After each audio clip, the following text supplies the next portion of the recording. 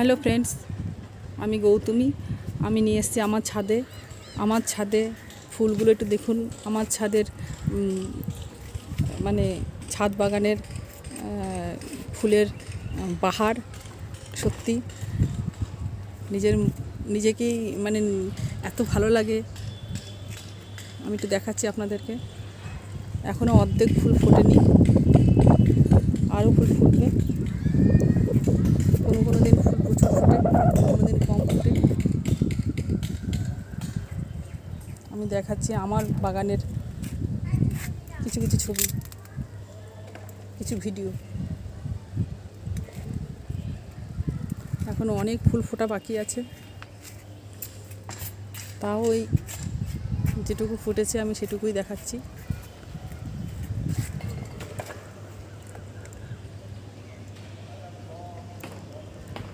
এটা হলো চিত্রা, জবা, এটা একটা কালার। এই দেখুন, এই সাদা, তার সঙ্গে হালকা, আর পাশেরটা একটা ডিপ কালারের বনসাই মতো হয়ে গেছে।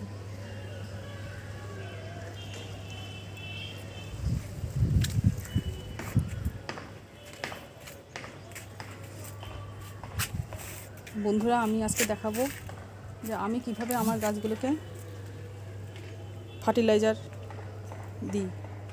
মানে সবসময় যেটা আমি করি। বেল ফুল শুকিয়ে গেছে, কিছু কিছু হচ্ছে আবার। সাদা জবা, লক্ষ্মী জবা, বেদানা, এই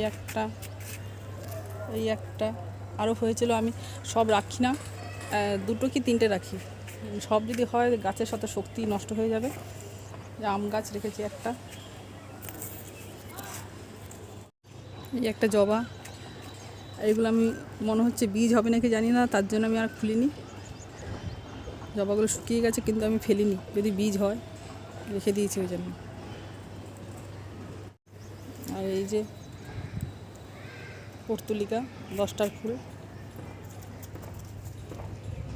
কালার পর্তুলিকা। এইটা হলো গরমের পিটুনিয়া। এই একটা পর্তুলিকা, এগুলো আমি দিয়েছিলাম আগে।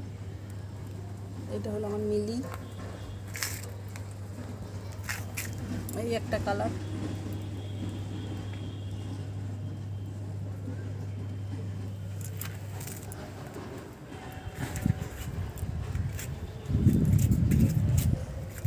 এই একটা কালার।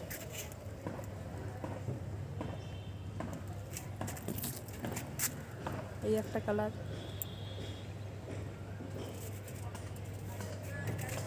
এই কালারটা তো আমি দেখিয়েছিলাম। এত ফোটে না, না দেখালে যেন ভালো লাগে না। সবাই একটু দেখুক, ভাল লাগে আমার।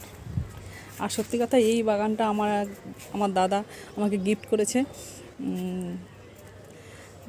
তপন সরকার দা আমাকে গিফট করেছে। আমি সেই তপনদার কাছে আমি কৃতজ্ঞ, এত সুন্দর বাগান আমাকে দেওয়ার জন্য। সত্যি কথা, এত মানে মনটা ভালো লাগে না।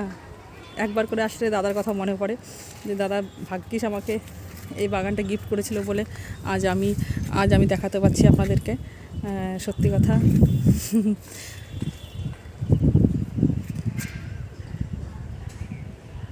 এবার আমি দেখাবো আমি কি করে ফার্টিলাইজার আমি দিই, ঠিক আছে?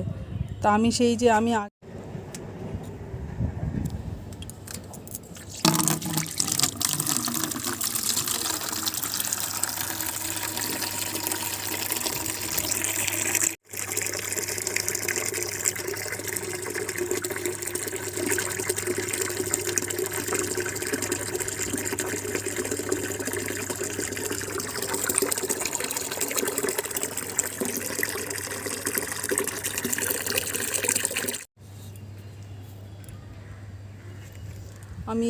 কদিন আগে আমি এই যে মাস্টার্ড কেক আর ডিএপি আর ওই যে আমার গুড় দিলে খুব ভালো হতো, কিন্তু গুড় ছিল না বলে আমি 2-3টে বাতাসা দিয়েছিলাম। আমি দেখিয়েছিলাম আগের ভিডিওর রাতে।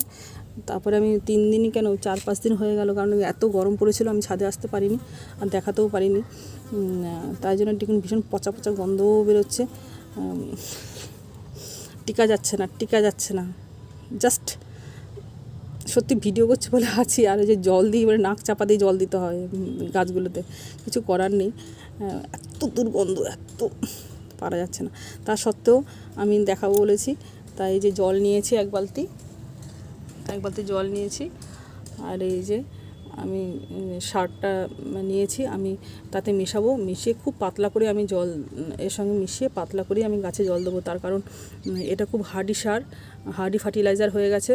যদি সর্ষের খোল শুধু দিতাম তাহলে একরকম ছিল, যেহেতু সর্ষের খোলের সঙ্গে আমি ডিএপি মিশিয়েছি আর একটুখানি মিষ্টি মানে গুড় জাতীয় মানে ওই বাতাসা মতো মিশিয়েছি, তার জন্য এই জিনিসটা আরও হার্ডি হয়ে গেছে। তার জন্য খুব কম পরিমাণেই কিন্তু আমি গাছে মিক্স করব। আর এর সঙ্গে এক বালতি জল নিয়েছি, নিয়ে তারপরে আমি মিক্স করে আমি দেখাচ্ছি।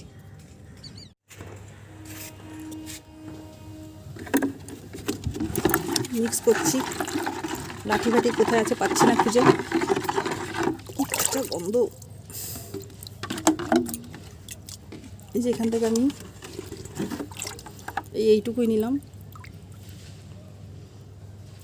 নিলাম, এটা আমি জলের সঙ্গে মিক্স করব করে এইটাই কিন্তু আমি সমস্ত গাছে দেবো। টিকা যাচ্ছে না, দুর্গন্ধ। একদম হালকা করে দেখুন, একদম হালকা জল হয়ে গেছে কালারটা। এইটাই আমি সমস্ত গাছে গাছে দেবো।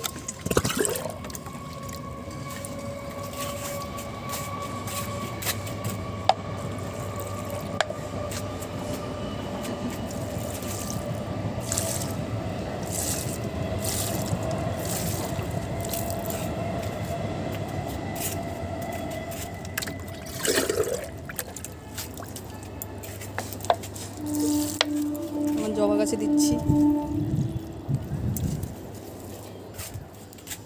নয়নতারা,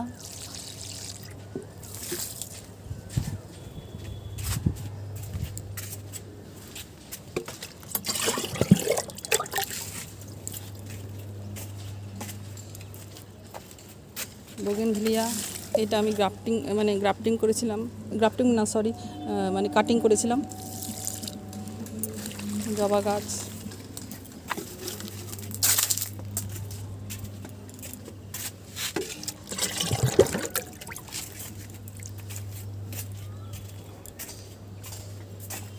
একটা জবা গাছে দিচ্ছি।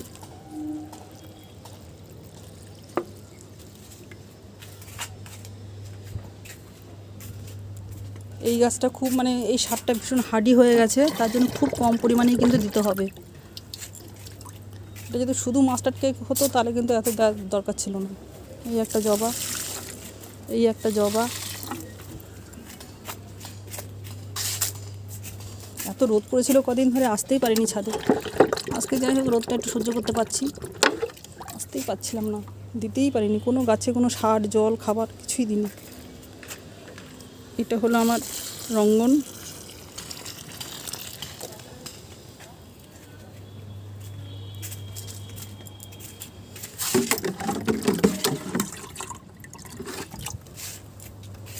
এটা হলো মিলি।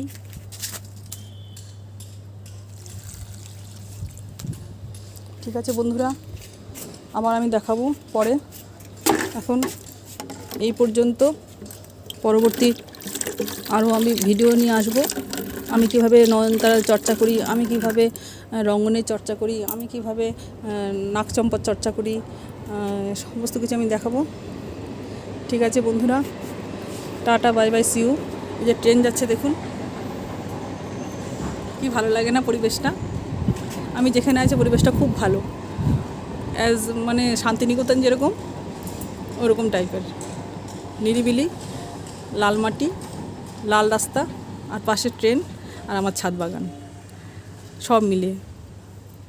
থ্যাংক ইউ দেখার জন্য। Tata, bye bye, see you. ভালো থাকবেন আপনারা, সবাই ভালো থাকবেন, গরমে সাবধানে থাকবেন, জল খাবেন। ঠিক আছে।